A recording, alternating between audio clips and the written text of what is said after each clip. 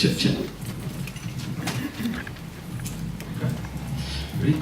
Me and Dr. Moon, I really want to understand this material, but there's got to be a better way, because I love to learn, but I just don't like to read. Well, you know, Josh, every day I get students that come into my office and they say, as a professor, I love to learn through digital media, I just don't like to read print materials.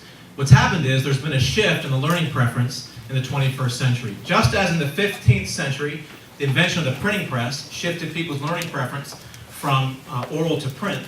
Now in the 21st century, the invention of the internet has shifted people's learning preference from print to oral, which is now called a digit-oral or digitoral learning preference. Unfortunately, the publishing industry has not kept up with this innovation, therefore it's ripe for a disruptive innovation. That's why we created the Digi-Books. Digi-Books is a digital hybrid book publishing format, adaptive and attractive for the 21st century learner. Utilizing this hybrid publishing approach, Digi-Books addresses the problem of the decline in book sales and book reading. We also developed the Digi-Books around 3 common characteristics of how the digital learners access and learn information. And this is done through 3 ways: graze, dive, and connect. As we receive massive amounts of information all through technology, we graze across that information until we find something that is interesting to us, and which will dive further into the content and want to learn about the material. Now, along the way, we'll want to connect with one another and talk about what we're learning, and this helps us better understand the material. Such examples are like YouTube or Facebook. This is your Digibook prototype, which is actually live on the iBooks app. And if we could roll the prototype video. Anyway, so there's a short summary video of what's happening here. But if you click on the iBooks app, you can look at the book. And if you scroll to the right, you'll see the contents of that chapter.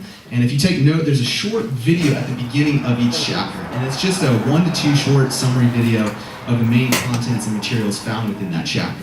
A reader could click on that video, have enough information to continue on to the next chapter without actually having to read the contents of that chapter, thereby having a full summary of the book in under 20 minutes. But each video has a hook, and the hook would motivate the reader to dive further into the contents of the book. Along the way, there's blogs integrated at the end of each chapter to help students connect to each other and discuss what they're learning, creating a learning community through a shared story. We just demonstrated the Digibook prototype to university students, and the results were very favorable. One individual actually said, "Man, this just changed my life." And some with dyslexia actually said, "This is perfect for how I learn." The results showed 84% would prefer the Digibook layout to contrast that to an original textbook for class. Now, professors, they don't like to hear this bit of information, but students, we know this information. It's further estimated that we're only reading about 50% of the assigned materials given to us by our professor for class. This is alarming, but the Digibook addresses this problem, and students said with the Digibook, they would read 75% of the assigned material. This is an increase by 50%, and it is great news. In order to produce the Digibook, we selected a team of 3 people who have competence in these areas. First, my name is Dr. Jay Moon, professor at Asbury Seminary, also an MBA student at the Howard-Dayton School of Business at Asbury University. Due to my connection with authors, I have unique connections such that I can recruit and train people to make these original manuscripts and shoot raw video of each chapter such that these manuscripts and videos are sent to Josh. Josh Moon is a senior at Asbury University, majoring in media communication, also a minor in business. He's won 3 design competitions and started 2 successful businesses already. What Josh does, the magic is, he takes those videos and does the back editing to make them more amenable and attractive to digital learners. And then Josh takes those videos with the text and sends that to Roman Randall, who's our 3rd equal equity partner. Roman has his own SEO marketing firm, and he has the IT background in order to integrate both the blog with the video and the text, such that they can be sold on iBooks. To produce a Digibook, it costs around $2,400. Most of that is production. Our break-even point is 159 copies per book when sold at $15 a copy, and we estimate reaching that goal in the 2nd year. Market strategies include the following here: Seedbed, 70,000 to 100,000 views per month. Logos has 4 million subscribers worldwide and a viewing of 150,000 views per day, as well as pop-up advertisements designed by Roman Randall. We've had several achievements already. 3 projects have already submitted $3,000 each. Therefore, we have $9,000 of gross sales already. 7 Digibook projects are underway. with 5 partner organizations. We've pitched this idea at the Idea State Regional Competition and won first place. We thank you for your consideration of this project.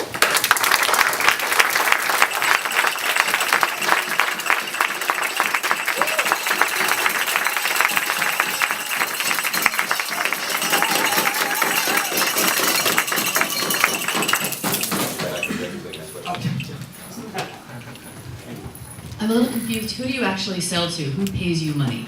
Is it the professor who's adopting the book? Is it the student who's buying the book for class?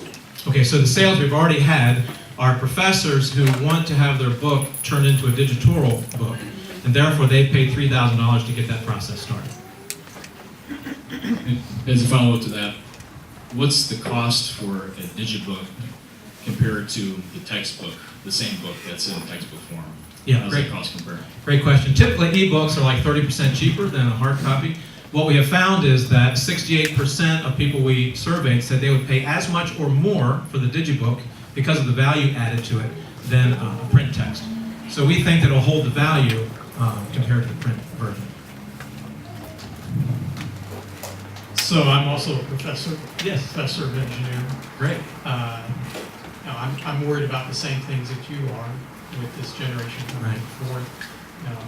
I don't know what the stats are in reading, but in science we're 20th in the world, behind Iceland and the Slavic Republic. So anything to try and change the paradigm is good stuff.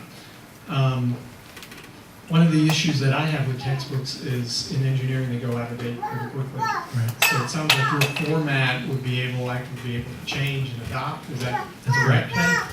So derivatives, I own those too, or how are you going to handle derivatives of the product if I want to update them?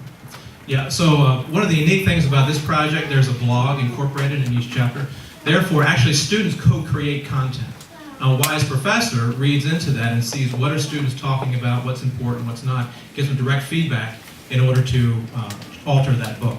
And as you know, revisions, you can send another revision which would be republished to an iBook, and the author has exclusive rights to that version, and the first version as well.